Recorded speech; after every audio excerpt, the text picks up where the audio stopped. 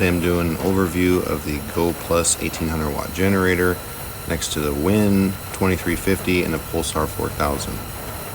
The Go Plus is about 43 pounds, very similar to the Win. The Pulsar is somewhere about 53. There's the choke. It has a primer bulb. There's the on-off switch for the gas and the motor. And it does have a screen, but I'm not sure if that's considered a spark arrestor. So now the Go Plus is running a half load, about 800 watts. It's got good hertz, 120 volts, 119.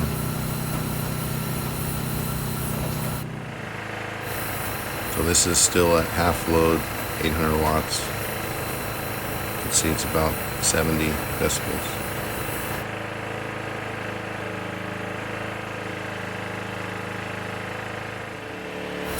Here it is at 75% load. It's at 1500 watts.